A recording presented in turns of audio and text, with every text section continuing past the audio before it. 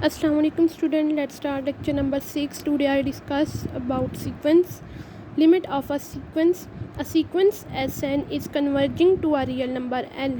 Limit n approaches to infinity Sn equal to L. हमारे पास जो sequence होगी, जो कर्ली ब्रेसिस सीक्वेंस की ये रिप्रेजेंटेशन है कि उसको कर्ली ब्रेसिस के अंदर लिखा जाता है। तो कर्ली ब्रैकेट के अंदर जो भी टर्म होगी वो हमारे पास सीक्वेंस होगी। तो सीक्वेंस कन्वर्ज करेगी रियल नंबर एल को। इसका मतलब है कि जब हम उस पर लिमिट अप्लाई करेंगे n approaches to infinity sequence s n के ऊपर, तो हमारे पास एक नंबर एल आएगा, लिमिट उसकी एग्जिस्ट करेगी, तो वो कन्वर्ज करेगी। Limit theorem of sequence. अब कुछ थ्योरम्स हैं जो कि सीक्वेंस की लिमिट के लिए यूज़ होंगे। If limit n approaches to infinity A n equal to l, अगर हम सीक्वेंस ए एन है हमारे पास, उस पर लिमिट अप्लाई करते हैं तो हमारे पास एक नंबर एल आता है, रियल नंबर वैल्यू एल आती है। And limit n approaches to infinity b n equal to m, और दूसरी सीक्वेंस बी एन है, उस पर लिमिट अप्लाई करने से एक रियल वैल्यू एम आती है। देन फर्स्ट रूल है linearity rule.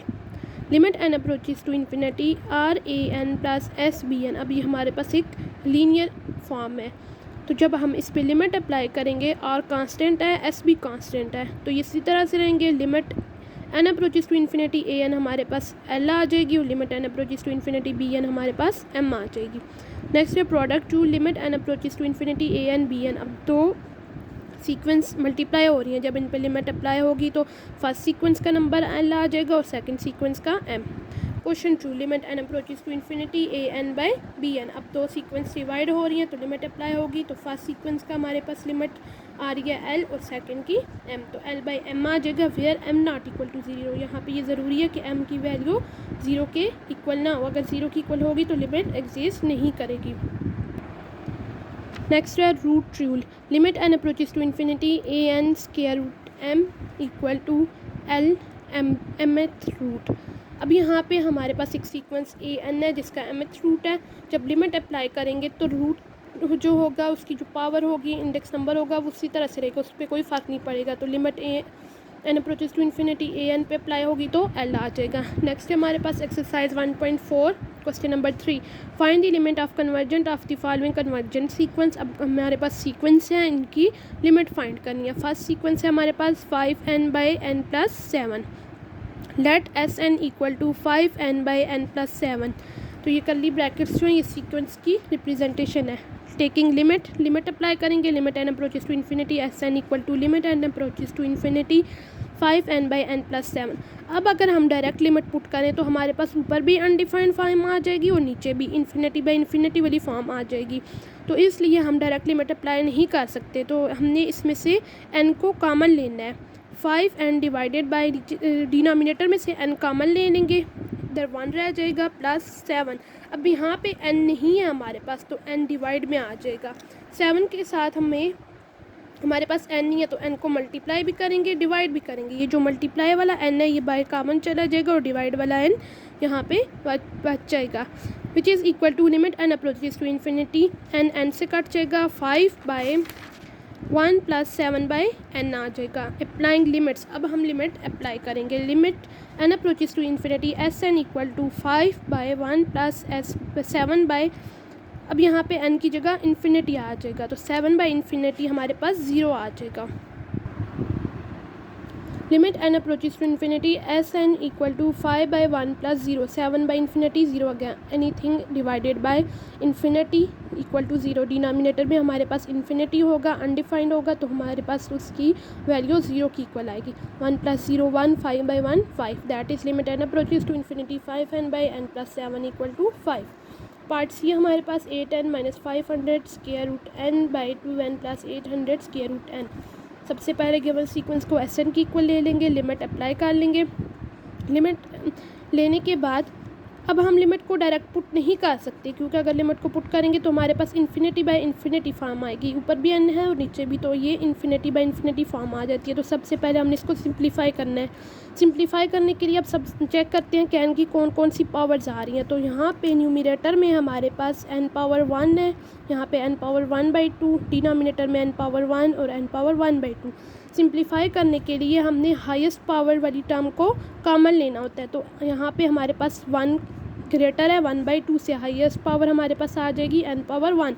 n power 1 common ले लेंगे, यहाँ पे आ जाएगा 8 ये n पावर 1 बाई चला गया माइनस 500 n पावर 1 बाई 2।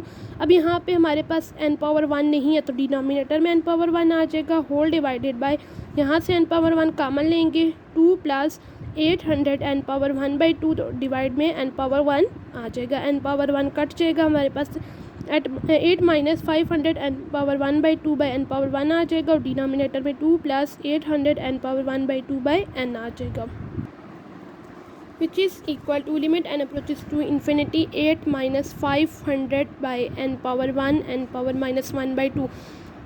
पिछले स्टेप में हमारे पास n पावर 1 बाई 2 न्यूमिनेटर में था तो उसको हमने सिंप्लीफाई करना था n की पावर्स को, तो उसको हम डिनोमिनेटर में ले आए, इसका रेसिप्रोकल ले लिया। तो जब रेसिप्रोकल लेते हैं तो पॉजिटिव टर्म नेगेटिव में चेंज हो जाती है, तो पॉजिटिव पावर नेगेटिव पावर में चेंज हो जाएगी।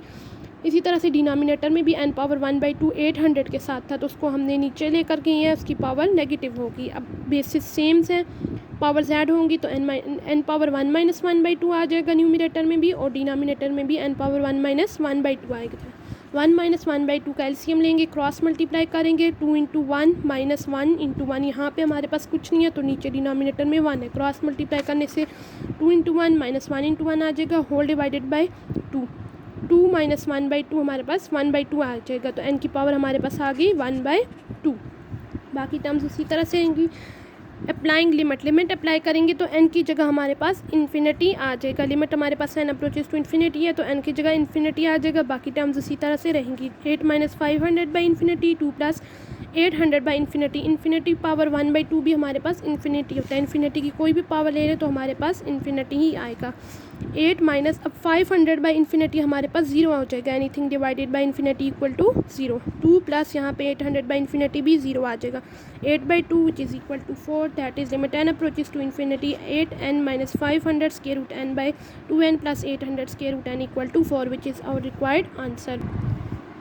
नेक्स्ट है हमारे पास question number 5, use properties of continuous function to test the continuity and discontinuity of functions. अब कुछ फंक्शंस के बने हैं उनके हमने कंटिन्यूटी और डिसकंटिन्यूटी फाइंड कर लिया है। कंटिन्यूटी का मतलब है कि जिन पॉइंट पे फंक्शन एग्जिस्ट कर रहा है और डिसकंटिन्यूटी का मतलब है कि जिन पॉइंट पे फंक्शन एग्जिस्ट नहीं कर रहा। फर्स्ट फंक्शन है f of x equal to 2x minus 3, since f of x is a linear function, f of x हमारे पास लीनियर फंक्शन है, यानी x पावर 1 एक्स की पावर डिग्री 1 है तो ये लीनियर फंक्शन है।